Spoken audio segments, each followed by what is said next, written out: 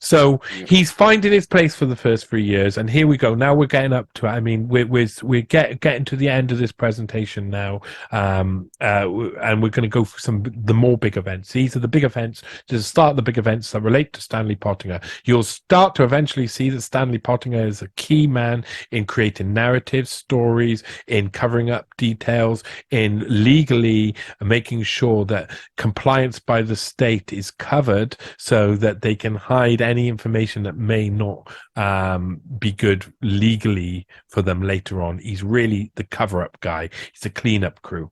And certain events that happened during the 70s while he's in power, of course, he's put in charge of in some way. One of them is the Terror at Wounded Knee, which is an Indian reservation, was the Pine Ridge Indian Reservation, where basically a standoff between a really corrupt official who and a group called AIM came against each other, and it led to a big standoff, load of protests. It actually led to some shootings and stuff, and there's special laws under Native American land, which made it really complicated. And they called in John Stanley Pottinger to deal with this, and basically he made threats against all of the protesters, said that they were going to, they couldn't see any other lines of inquiry possible, and they were going to basically, that it was all going to get violent. And then the next 2 years, the government put into action a campaign of harassing the people who were involved in Wounded Knee and who were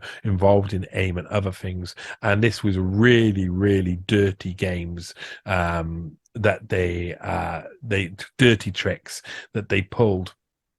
And here you see John Stanley Pottinger is really involved in this. On March the 12th, Assistant U.S. Attorney General John Stanley Pottinger announced the convening of a special grand jury to investigate violence at the reservation. But this would all go on favor for the other side rather than for the protesters. This was about the Nixon man stamping down his authority on stuff. And in the same year, you've got the grand jury being called for the Kent State Massacre. Now, Kent State was another one. Again, protesters out on the front of the lawns of a government, and it was actually in Kent State University. They were protesting against the government, and a load of National Guard guys shot a load of people and killed a load of people. And loads of people said, we heard that you fired on us, you were ordered to fire on us, it's illegal killing. And John Stanley Pottinger is involved, he's the main guy involved in organizing the indictment and eventually finding a clean bill of health for the government. This is what he does all the time. He's put involved. He says, we'll find it. This action does not mean that we have made a decision to seek indictments, said Assistant Attorney General John Stanley Pottinger. Yeah, we're indicting, but we're not necessarily indicting. Yes, we're putting forward a case, but we're not necessarily indicting. It's very much like this. Pottinger's the man who covers Jim will fix it. Bring in Pottinger, and he'll control the narrative. He'll sort out all the problems. Completely. We'll get out with our feet clean and the lot. So we're here in New York Times. Hands clean. Yeah, Hands feet and hands, everything. Willie's clean, all of it. New York Times. He's like Mr. Clean, Mr. Cleanup. Yeah. He is, and this will be obvious to you as we go through this. When we get to the third one, by the third one, you'll be like, "My God, there will have to be a movie made about him eventually. There will have to be. He's like what a James Bond character would look like in real life. He is. Yeah. Is this why you named the series after the Bourne identity? Very much so. There's a couple of secrets to that. It went well because of David Forbes Pottinger's identity being missing for the first one.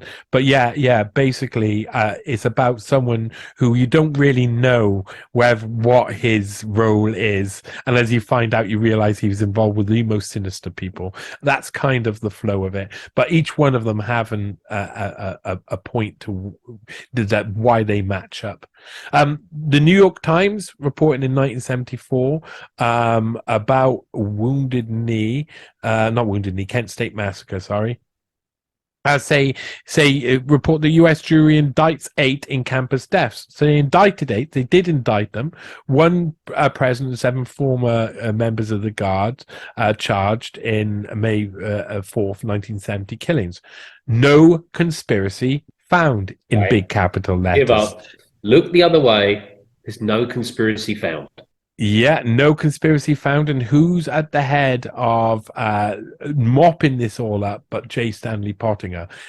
He's the main man for these sort of things. His Assistant Attorney General, John Stanley Pottinger, who's in charge of Civil Rights Division of the Justice Department, said that the grand jury would not be discharged and could be reconvened to hear further evidence. Now, that's interesting, isn't it? Because in 2007, it was a bit too late to reconvene for the new evidence. And you say new evidence, but why couldn't evidence be found earlier? And survivors of the 1970 confrontation say audio tape has an order for the guardsman to fire.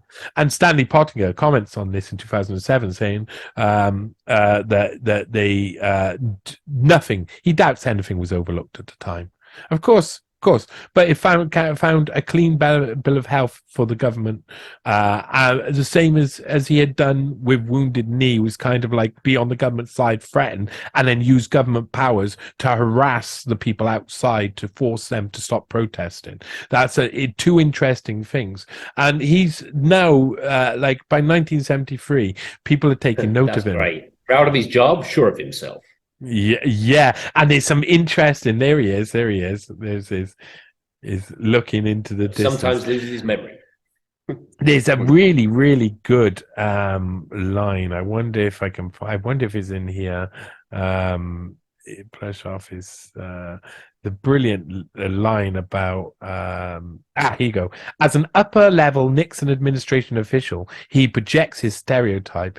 His sideburns are just the right length. His suits are an imaginative blue or grey. What's just the right length? Yeah, I know. His voice exudes self-confidence without becoming overbearing. But listen to what he says instead of how he says it, and the stereotypes begin to crumble.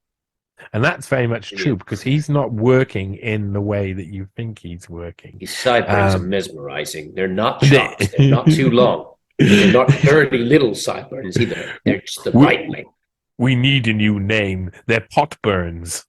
They're Stan Burns or something. I don't know. But he's obviously getting lots of notes. By 1973, potty burns. Let's call him potty burns. Potty face. Anyway, he's by this point he's also met his future CIA lovey, who we'll cover in the second one.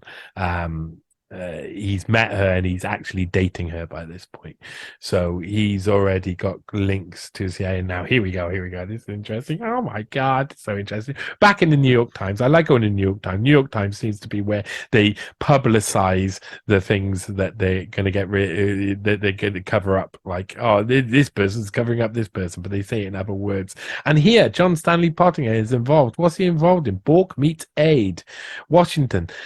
So Robert H. Bork, as acting Attorney General, spent the first morning head of a stunned Justice Department discussing the future of the Watergate prosecutions. So, what is this? John Stanley Pottinger is suddenly discussing the future of the Watergate prosecutions. He seems like he's picked up a job now. He's picked up a reoccurring theme. And here again, whether or not it is John Stanley Pottinger quote. Oh man, that went quickly. And I've skipped across the other part of the page. You bastards. There's a John Stanley Pottinger quote saying we have a whale of a load of power and we're prepared to use it if necessary. And that's what he said about discrimination and civil rights stuff. Yeah, they used their power in certain ways to target certain people.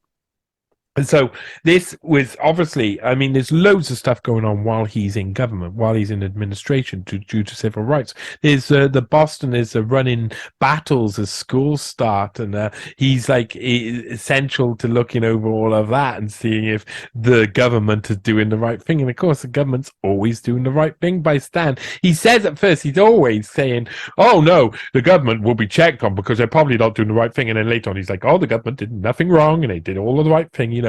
It's like they say, look, I'm going to be a proper critic, and then he does the critique, and then he says, "Oh well, I don't need to be a proper critic anymore."